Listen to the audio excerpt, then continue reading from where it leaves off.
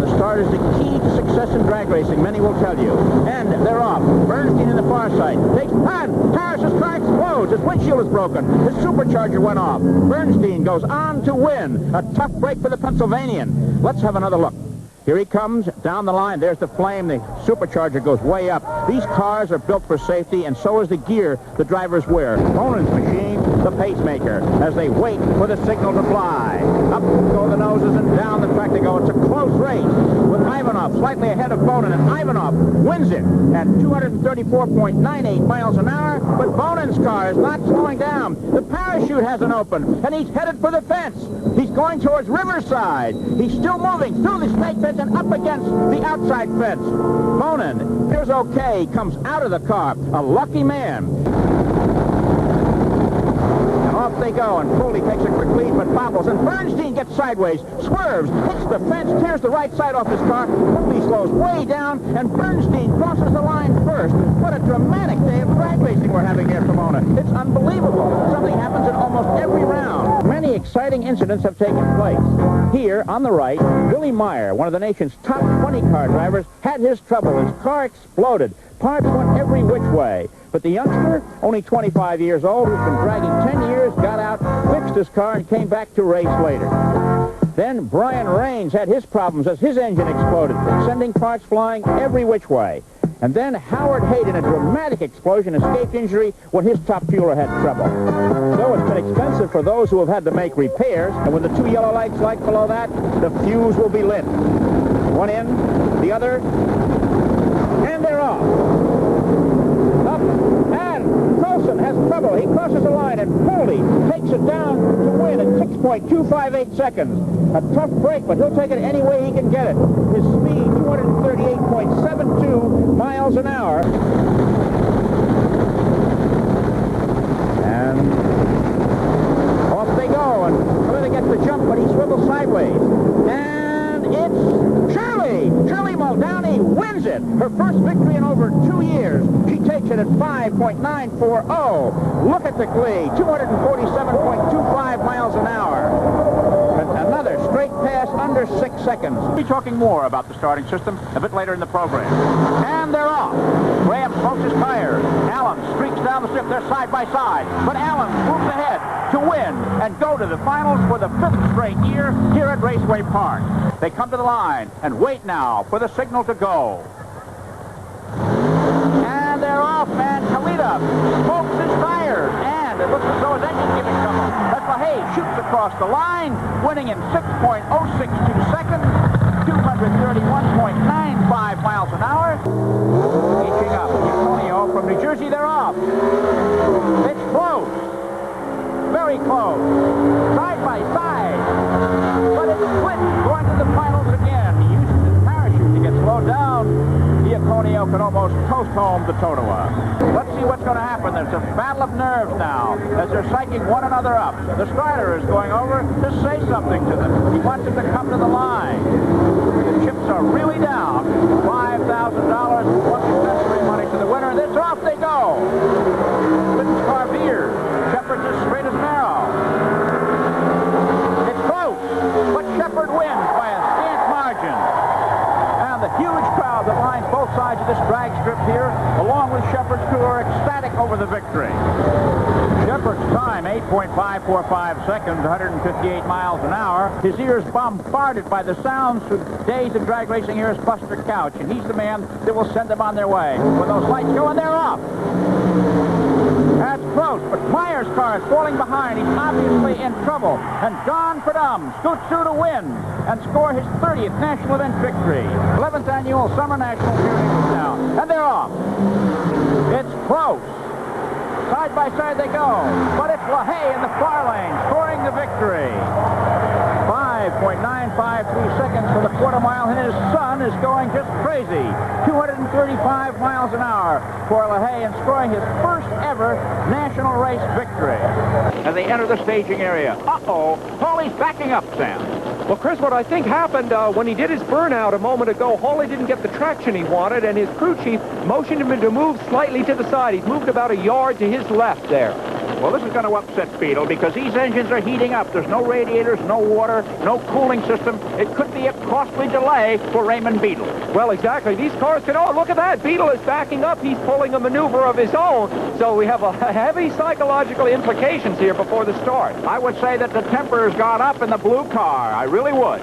Waiting now for the light. Buster Couch, the flag man, to press the button, sending these two semifinalists on their way. Wally on the near lane, Beetle on the far side. Down the strip, it's close. And at the end, it's Beetle at 5.975 seconds, 244.56 miles an hour. And Hawley was even quicker at 5.969, but he didn't get there first. And so the Blue Max goes to another final round. And they're about ready to go.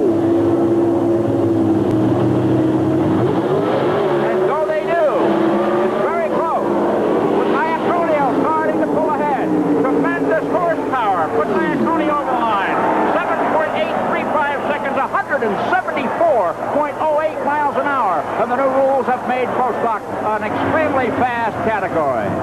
Watching the Christmas tree. There are the lights. And it's away. And Beetle and Segrini hit the throttle at the same moment. Flame belches the exhaust. And Segrini pulls ahead to beat Beetle by the better part of a throttling. A remarkable upset for the Massachusetts rider.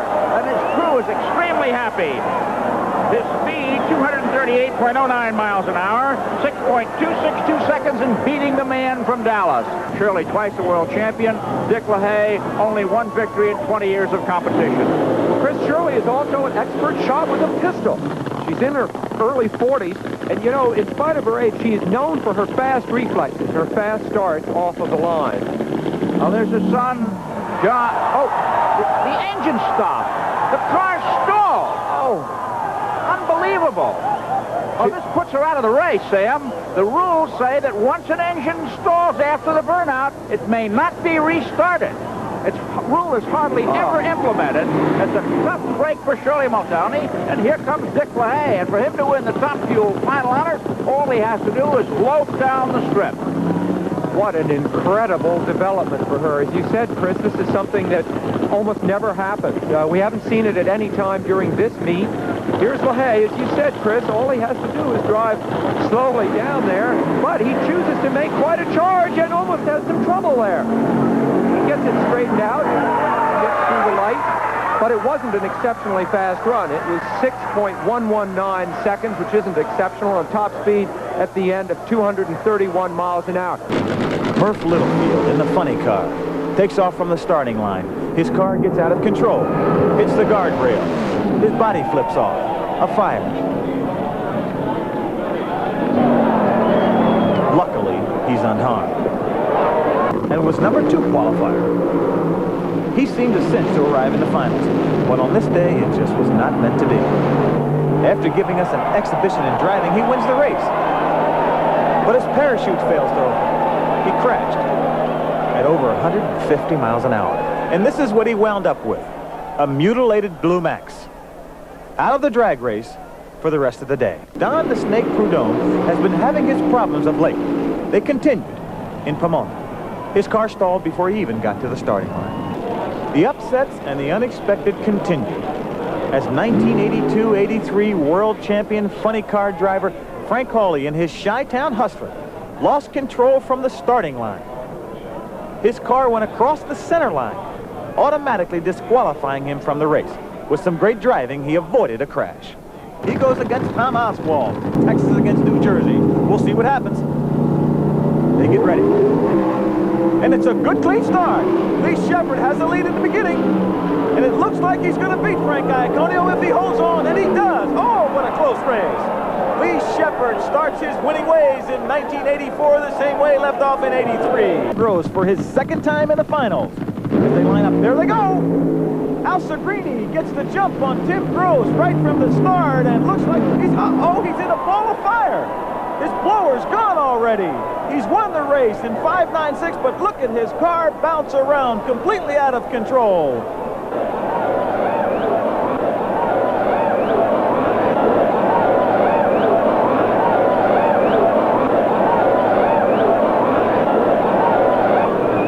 There he is. Keep coming, keep coming. All right. Oh, man, man, what a tough victory. What a tough way to win.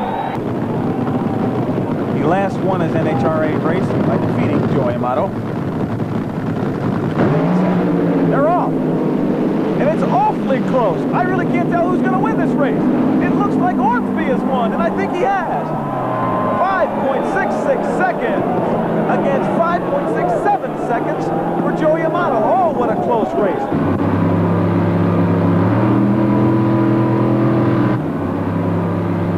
As we take a look back, it cannot be very much closer.